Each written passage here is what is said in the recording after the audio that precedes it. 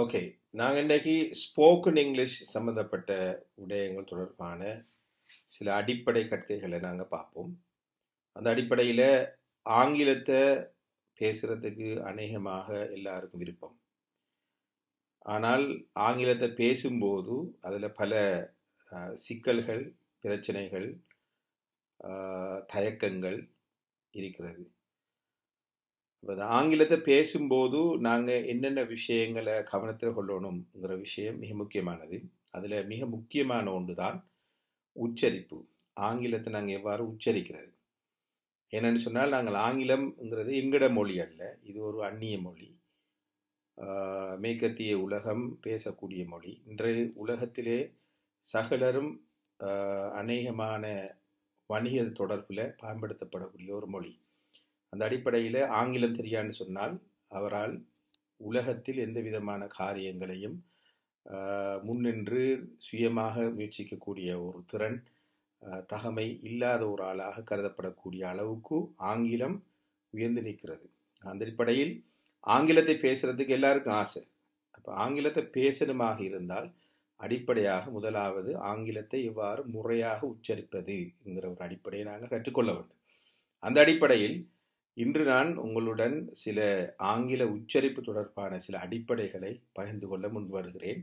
அந்த அடிப்படையில் முதலாவது விடயமாக ஆங்கிலத்தினுடைய உச்சரிப்பை மாற்றக்கூடிய அல்லது உச்சரிப்பில் செல்வாக்கு செலுத்தக்கூடிய 5 எழுத்துக்கள் உள்ளது. அதை நாங்கள் வவல்ஸ் என்று சொல்வோம். அந்த 5 எழுத்துக்கள் தொடர்பான அடிப்படை உச்சரிப்புகளை நாங்கள் விளங்கிக் கொள்ள வேண்டும். இந்த 5 எழுத்துக்கள் ஏ, இ, I, O, U. A, E, I, O, U. இந்த 5 எழுத்துக்களுக்குரிய உச்சரிப்புகள் 12 இருக்கிறது. இந்த 12 உச்சரிப்புகளையும் நாங்கள் முறையாக கற்க வேண்டும். அதில் முதலாவது உச்சரிப்பு அ சவுண்ட். ஏங்கிற சவுண்ட் நீங்க எடுத்தீங்கன்னு சொன்னால், ஏங்கிற எழுத்து எடுத்தீங்கன்னு சொன்னால் அதில் அ சவுண்ட் இருக்குது. அண்ட் another sound வந்திருக்குது. you have to say ன்னு சொல்லணும். அப்போ ன்னு வரும்போது bird, work, world அப்படி வர்றது. அதே போல ன்னு சொல்ற ஒரு சவுண்ட் இருக்குது. நாங்கள் சொல்லக்கல cut, but, mud. இந்த நாங்கள் சொல்ற சவுண்ட் சொல்லுவோம். அதே போல ன்னு சொல்லி நாங்கள் கொஞ்சம் நீட்டி சொல்லணும். இதை சொல்கிற லாங் வவல்ஸ்ன்னு சொல்லுவோம். அப்போ எப்பயுமே இங்கிலீஷில் இந்த லாங் வவல்ஸ் சவுண்டு நாங்கள் உயர்த்தி சொல்லணும், நீட்டி சொல்லணும். சத்தத்தை உயர்த்தி கொஞ்சம் நீட்டி சொல்லணும். அப்போ நாங்கள் இங்கே சொல்லக்கல ஆன்னு சொல்லும்போது காட், பாட், சாட், லார்ஜ் அப்படின்னு சொல்லி நாங்கள் என்ன சொல்லலாம், இந்த சவுண்டை உயர்த்தி சொல்லலாம், நீட்டி சொல்லலாம். இப்போ இங்கிலீஷில் இந்த ஸ்ட்ரெஸ் பண்ணும்போது, ஒரு சொல்ல ஸ்ட்ரெஸ் பண்ணும்போது, அழுத்தம் கொடுத்து உச்சரிக்கும் போது இந்த லாங் வவல்ஸ்ற இன்ஃப்ளூயன்ஸ் எப்பயுமே செல்வாக்கு செலுத்தும். லாங் வவல்ஸை எப்பயுமே நீட்டியே சொல்லணும். அதே போல அடுத்த சவுண்ட் ன்னு சொல்றது. வின், சின், பின், டின், இங்கன்னா சவுண்ட் சொல்லுவோம்.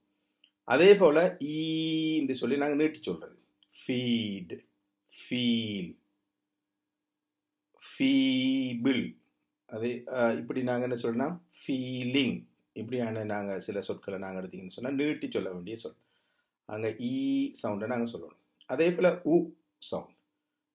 ன்னு சொல்லும்போது ஃபுட், குட், வுட், ஷுட் அப்படி நாங்கள் சொல்றது சவுண்ட். இன்னும் ஒரு சவுண்ட் இருக்குது சவுண்ட். ஊன்னு எடுத்தீங்கன்னு சொல்லிச்சுனால் அங்கே இடத்துல ஃபூட், வூட், மூட் அப்படி நாங்கள் சொல்லுவோம். அப்போ இங்கே நான் இப்போ பார்த்த இந்த உச்சரிப்புகளை நீங்கள் எடுத்து பார்த்தீங்கன்னு சொன்னால், ஆங்கில உச்சரிப்புகளை நாங்கள் உச்சரிக்கும் போது இந்த 12 வகையான உச்சரிப்புகளையும் நாங்கள் உள்வாங்கி அதனுடைய முறையான உச்சரிப்புகளை நாங்கள் உச்சரிக்கும் போது ஆங்கிலத்தினுடைய உச்சரிப்பு முற்றுமுழுக்க மாறுபடும். ஆகவே இந்த விடயத்தை நாங்கள் எங்களோட உச்சரிப்பில் கவனம் செலுத்தி கற்றுக்கொள்வோம்.